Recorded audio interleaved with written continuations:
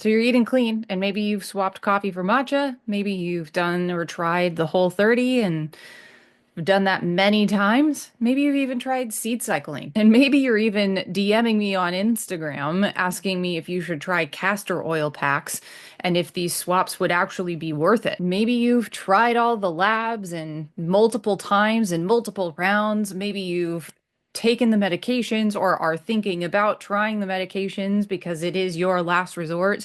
And maybe you're also sleeping 8 to 9 hours a night and you're still waking up feeling like you got hit by a truck. And maybe all of this has left you wondering, what the heck am I missing? If you've ever felt this way, hit the like button so you can see that you are not the only one and so that I can bring you more videos on what actually works. So I want to be really clear with where we're starting off today because there are many hidden truths behind clean eating, but something that's very important for me, especially because a lot of the people who come into my world have been in this world for a long time. And so today, this is not about the fact that you are not trying hard enough and that you are not dedicated and that you haven't tried all of the things and you haven't made changes. Most of the people who come into my world have. They have done a lot of the work. And if you're new, they've also been super patient. But also, if you're new to all of this, welcome, and let's help you not make the common mistakes, that most people make. But also, if you have been in this world for a really long time and you've been doing a lot of things and doing a lot of things right, today's video is not meant to make you feel bad about any of the work that you've already done, because the reality is that you've probably already set up an incredible foundation. You just need a couple of little tweaks that will actually help make the actions and the things that you're doing really stick and create those results that you're looking for. The thing that I want to get across is that clean eating alone doesn't always guarantee results. Does it help? Yes. And if you want to hear more about that, you can head back to the video before this one where I talk about my own story and my healing journey, and things did help. They did work, but they didn't get me the full resolution, the full way that I was looking for. And even sometimes those things that I was working to heal would come back and they would get worse and worse and worse. So I started questioning, why is this happening? Because food, nutrition, lifestyle changes, these are the things that should be moving the needle. And they are a big foundational piece of getting those healing results. And even before we get into how your cells are able to use it, if your gut can't absorb the food that you're eating and the nutrients you're getting from your food well, then that's usually one of the first places that we need to start. But also, your mitochondria, the little engines inside of your cell, if they are depleted, if they are inflamed, or if they are missing key ingredients, then even the best anti-inflammatory diet will still leave you with some gaps. These are some of the gaps that no one talks about. It's why many women, maybe also like you, feel like they're doing everything right and still feel like something is broken. So one of the first places I like to start when we are talking about why clean eating sometimes isn't enough is really breaking down how the mitochondria use the food that you bring in as fuel. So your mitochondria are these little energy producers inside of your cells. And when they aren't working well, it changes how your entire body handles fuel. So firstly, one of the things that can start to happen is we can start to see fat oxidation begin slowing down. And what that means is that those fatty acids that your body uses as fuel, we just can't use them as efficiently. And so they start building up in our tissues. Over time, this can start to turn into insulin resistance and ultimately then lead to shifts in your metabolism. So when that happens, you actually start burning more carbohydrates and even amino acids for energy. This is also linked to conditions like non-alcoholic fatty liver disease, heart disease, hypertension, and even other metabolic conditions. When your body can't properly break down and use fats, even healthy ones like avocados and olive oils and nuts, and they just leave you with this kind of like heavy bloated, foggy feeling. One of the places that I look is to the gut and specifically to your bile production, which is produced by your gallbladder, which sits right next to your liver. If your gallbladder isn't releasing enough bile because of stress, because of hormonal changes, because of long-term use of birth control, or even liver sluggishness, this is one area where fat digestion can slow to a crawl. And on some of our GI functional labs, this is where you might see really high fats in the stool. This often starts with bile flow. So if your gallbladder isn't releasing enough bile into your small intestine, this can happen because of hormonal changes, because the liver is a bit sluggish, because it doesn't have enough resources in order to process through all of the used up hormones and toxins that are going through it, or even because of stress and years on birth control. What we can start to see is that fat digestion will kind of slow to a crawl.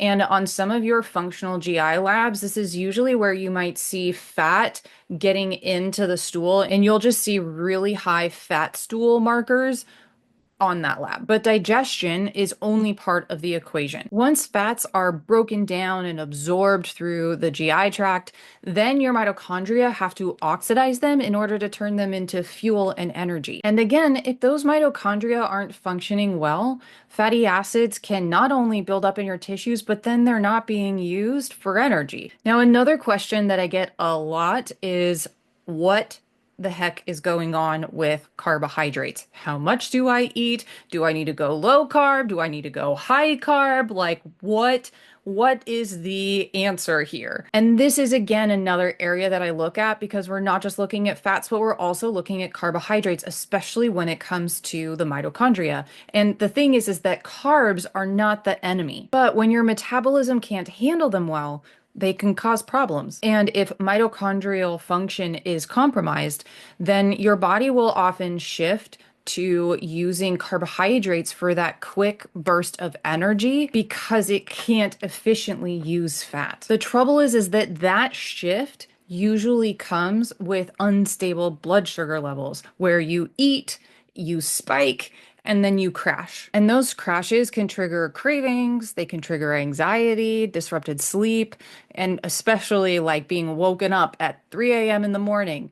But not only that, but those crashes over long term can actually be a cause of hormone imbalances. And because you're running on quick burn fuel instead of steady energy, fatigue becomes a part of your everyday rhythm. I know I caught your attention with the hormone comment, and don't worry, we're actually going to address that in the next video. But before we get there, we're going to talk about the missing nutrients that your mitochondria need in order to do their jobs very well. And this is a point I really wanted to address, because one of the things that I talk about a lot is I say things like, you probably don't need more supplements, or you probably don't need another lab, or you probably don't need XYZ.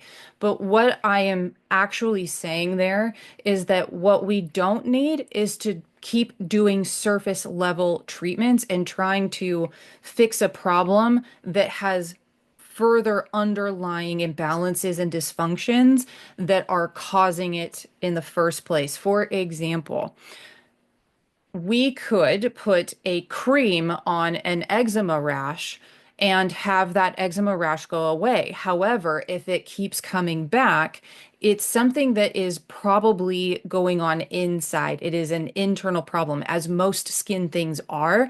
So if we say like, oh, we'll just try another supplement, we'll just try another cream, we'll just try another who knows what, we'll go to another dermatologist and see if they have something that's even better for me to put on my skin.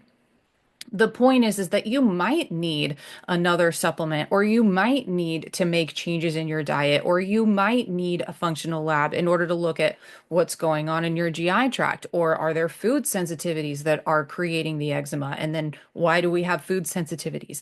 My point is that when we are looking at all of these different levels, what we really want to find is why the problem is happening in the first place. And now I know also that people have been kind of inundated with this root cause approach. And many times there are several different root causes, but the point is that we are looking at the body as a whole, as a full body organism, that all of these systems are functioning together inside of the environments and the lifestyle that you live and that you have. And all of those things need to be taken into account. So, healthy eating doesn't always mean that your cells are going to get everything that they need from what you eat. Your mitochondria need some very specific raw materials for them to be able to do their job very well. A good example would be omega-3 fatty acids, which are essential for membrane structure. Polyphenols and antioxidants are also very important for helping with that oxidative damage, some of that oxidative stress that we've already talked about. Also, magnesium and B vitamins are really important in that energy ATP production, but also magnesium works like a dishwasher. So it helps to clean all of that stuff and metabolic waste out of the cell so that it can stay clean and do its job very well. And also things like CoQ10 for energy transfer. Without these, though, mitochondrial output can slow down and oxidative stress can go up, which means that your recovery from stress and exercise can take a lot longer. One thing that we do inside of my Recalibrate and some of my private coaching programs is we offer a hair tissue mineral analysis, which helps us look at what your body is doing with mineral levels, including magnesium. And here's why. Over 50% of many adults are deficient in magnesium. And if you have been stressed or dieting, or if you've been on hormonal birth control, many of these can lead to your mineral stores being really depleted. And one of the things that's really important is that very little of our magnesium is in our bloodstream. So I have spoken with many clients and patients who have said, no, they tested my magnesium in my blood. It was totally fine. But your body doesn't store magnesium in your blood. And in fact, it keeps your blood levels very stable. So why we use a hair tissue mineral analysis is so that we can look at how is your body actually utilizing and processing that magnesium. Because here's the thing, you might be taking a lot of magnesium, but if your adrenals are really pumping through and creating a lot of cortisol, one of the things, and you're under a lot of stress, one of the things that your body will do is it won't actually use that magnesium. It will send it out to your tissues. So even if you're supplementing, your body might not be utilizing it properly, which is why we incorporate this testing into some of our higher level programs, because it is so essential for looking at what your body is doing and why, and so that we can be using certain supplements and certain food and lifestyle changes that will actually support your body and being able to utilize the things that you're doing. Are you starting to get the picture? This is also an excellent time to start talking about mineral imbalances that also drain energy, talking about magnesium and potassium and sodium. Many of these are the unsung heroes of energy production. If you took a biology class, you probably heard ad nauseum about your sodium and potassium pumps in every single cell. They're pretty darn important for nerve cell function, for muscle function, and even hydration at the cellular level, like actually bringing in that water into your cells versus just flushing all of that water through your body and all of your electrolytes out with it. And even hormone signaling. They're a huge part of the transportation system in your body. Chronic stress, restrictive eating, even overtraining can deplete these minerals faster than you can replace them. And when mineral levels drop inside your cells, mitochondrial energy production starts to slow down. And this leads you with lower energy availability, so fatigue. It also reduces your resilience to stress. And it can also slow down your recovery or delay your recovery from illness and even any exercise or training that you do. And the last point that I just wanted to pop in here, because sometimes I think it can be really good to be reminded of these things, is also paying attention to our fats and the oils that we cook with and their oxidation points. Even the healthiest oils like olive oil, avocado oil, flaxseed oils, they can all start to turn against you if they're overheated. Every single oil has a smoke point, and once you pass it, the fat molecules will start to break down into harmful compounds. These compounds create oxidative stress, which also feeds chronic inflammation and further continues to damage the cell. For someone already dealing with mitochondrial strain or chronic inflammation, or even like a chronic illness or disease, or even if you're on the tipping point of all of that, these kinds of things stack. And they can also be like adding fuel to the fire. That extra oxidative stress can not only impact how you're creating and generating, producing energy, but it can also keep your body stuck in low energy, high inflammation states. I'm actually really curious, which of these do you feel like applies to you the most? Is it fat utilization or carb management? Is it nutrient gaps or minerals or cooking oils? Make sure to drop your answer in the comments so I can make sure to add in case studies and examples that are very specific to what you have going on and are dealing with. Now, I also promised in this video that I would also briefly go over how your labs that you probably already have can show you if some of this is already happening in your body. Now, a lot of people are often told that their labs are normal, but sometimes we can take a closer look at your labs and actually see some patterns that let us know more of what your body and trends are actually doing. A really good example of this is looking at your carbon dioxide, CO2 levels. These will usually show up a lot on your metabolic panels, and a low CO2 level can be a sign that your cells are not producing energy efficiently. For example, carbon dioxide is on most of your standard metabolic panels, looks like CO2. And when it's low, it can be a sign that your body isn't creating enough energy. CO2, carbon dioxide, is a byproduct of cellular respiration, essentially just how you create energy. So a lab can give us a bit of a sign that maybe there's some breakdown going on in this process. Now, another thing that we can look at as well are your sodium and potassium levels, not only on a blood panel, but we can also look at these on a hair tissue mineral analysis, which is going to also be looking at different patterns and how they are associated and working with each other. And these can be really key for looking for mineral depletion from stress, from hormonal birth control. It's really important that we look at electrolytes, and especially when we're talking about energy. So minerals directly don't necessarily impact energy, but they are a part of the process that ultimately leads to whether or not you feel fatigued or you feel like you have lots of abundant energy at your disposal. Now, I also feel like it's really important that we talk about some metabolic markers, and one of those is high fasting insulin. Early signs of insulin resistance can show up on your blood panels long before it becomes actually like pre-diabetes or diabetes. Elevated fasting insulin, especially if we can watch for trends, because even if it's within normal range, but it's climbing upwards, these sorts of things can not only be predictive for fatigue, but also for inflammation and hormonal dysregulation. So one thing you can look at is if your fasting glucose levels are 100 milligrams per deciliter or more, a waistline of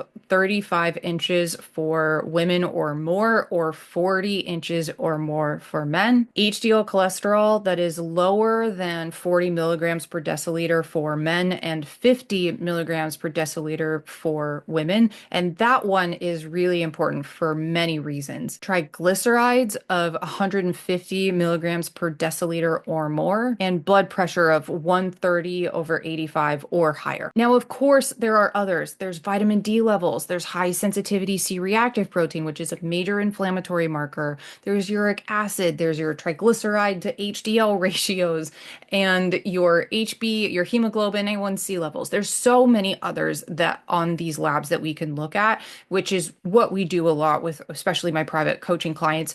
However, I want you to at least have somewhere to start where you can look at what you already have and see if some of these things are already starting to pop up. So I know that sometimes this can be really hard and it can feel like a very lonely space.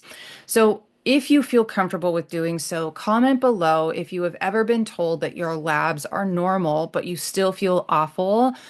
I think what you'll find is that you are not alone. Okay, but if you're eating clean and you still feel awful and your labs are normal, what do we actually do about it? This is often where a lot of approaches start to fall apart because they look at certain symptoms in isolation. Maybe you're seeing a doctor for an antidepressant for your irritable bowel syndrome in your gut. And maybe you're also seeing a naturopath for certain supplements meant to help you balance your hormones. And maybe you're also going to an endocrinologist so that you can get your hormone replacement therapy. Or maybe you're also going to a therapist or a psychologist or psychiatrist because the antidepressant that you're taking for IBS is also like you also need an anti-anxiety medication or something else on top of that. And so my point here is that sometimes what happens is that we start going all over the place for many different symptoms, many different conditions, and many different medications and doctors and supplements. And this is why I created the 4M method, and it's how I structure healing in all of my programs. We start with mindset because you could be literally doing everything right. And if your nervous system is stuck in survival mode, nothing's going to stick. So it's really important that we start there first. Secondly, we look at the microbiome because here's the thing, I could put all of these amazing supplements and food and all of this amazing stuff into your body, but if we can't get it through and absorbed through your GI tract, then we're going to be missing a lot and wasting a lot as well. So the second place we start with is the microbiome because and in functional medicine, we'll often use something called the 5R method, but essentially what we want to do is lower inflammation. We want to improve nutrient absorption and we want to rebuild gut function. Thirdly, we actually look at your mitochondria. What do they need in order to do their job well? Here we look at replenishing minerals, nutrients, and also certain cofactors that help your body make energy really well. And lastly, we address metabolism, and we do it last because once the other three are fully supported, your metabolism will start to shift out of protection and it'll start really doing its job really well and start performing. And that is where everything really starts to change. You stop crashing after meals, your body stops clinging to stress weight, you actually feel hungry and satisfied at the right times. In other words, we stop fighting your body and we actually start working with it. If this is landing for you, I want to say this as clearly as possible. You are not crazy. You're also not lazy and you are not broken. You might be under-supported, you might be depleted. And the most important thing is making the shift to realize that your body and your cells are trying to protect you. Although I know it can feel like they're punishing you. What I find people need more often than more supplements and more elimination diets or fancy fructose, high fruit diets or any of the above, FODMAP diets, I don't know, you name them. What I find people more often need is a way to restore function from the inside out, literally down to the level of the cells. But here's where a lot of people get misled, is that they assume that the next step is about their hormones. But here's something that we talk about a lot around here, which is that your hormone symptoms like PCOS, endometriosis, PMS, the hair loss, the stubborn weight, the skin acne pop-ups. They are actually signs of a deeper issue, not the actual root cause. But the shift and the perspective shift that people need to make around their hormones is that their hormones are not a root cause. They are symptoms. They are signals of a deeper root cause issue. In the next video, I'm going to show you why hormones are usually a symptom, not necessarily the root cause, and what to look at first if you really want to get your energy back.